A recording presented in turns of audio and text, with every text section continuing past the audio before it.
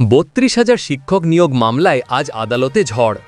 S Basuroy and company এই নামটাই এখন মামলার কেন্দ্রে। র্যাঙ্ক জাম্পিং, ফেক প্যানেল আর নতুন চার্জশিটের জবাবে কি বলল পর্ষদ? পশ্চিমবঙ্গের বহুচর্চিত ৩২,০০০ প্রাথমিক শিক্ষক নিয়োগ মামলার শুনানি চূড়ান্ত পর্যায়ে পৌঁছেছে।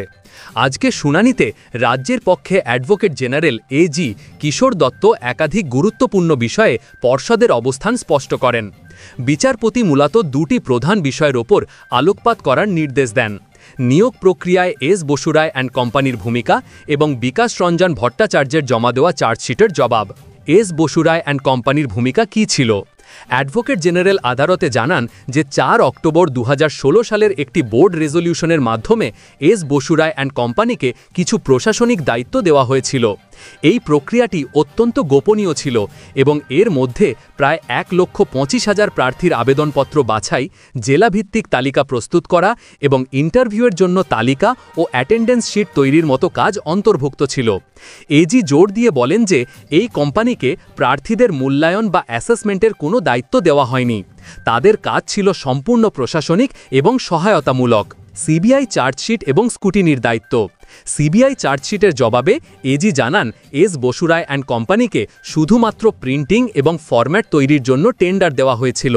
শুনানিতে বিচারপতি রুল ৭-এর প্রসঙ্গ তুললে এজি প্রথমে কিছুটা বিভ্রান্ত হলেও পরে তথ্য প্রমাণ দাখিল করে বলেন যে আবেদনপত্র স্কুটিনির জন্য ডিআই, এসআই এবং এআই আধিকারিকদের নিয়ে সাব কমিটি গঠন করা হয়েছিল।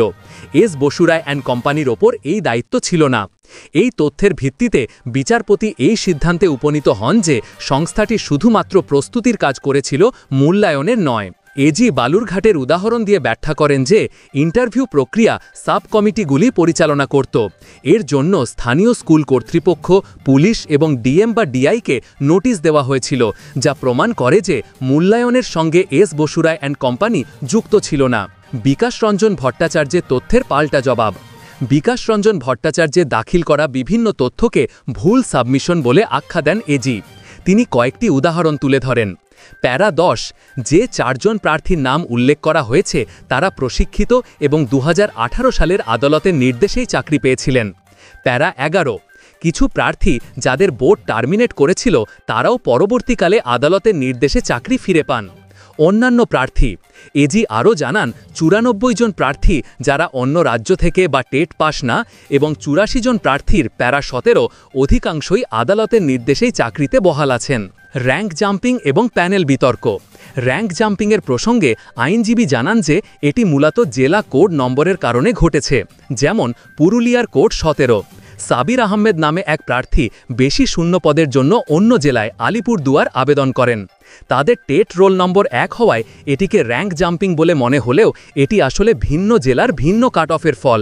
প্যানেল প্রকাশ নিয়ে বিতর্কের জবাবে এজি বলেন মামলাকারীরাই তাদের রিট আবেদনে প্যানেল জমা দিয়েছিলেন। যদিও আবেদনকারীদের আইনজীবী তরুণজ্যোতি তিওয়ারি দাবি করেন সেটি মেরিট লিস্ট ছিল, রাজ্যভিত্তিক প্যানেল নয়।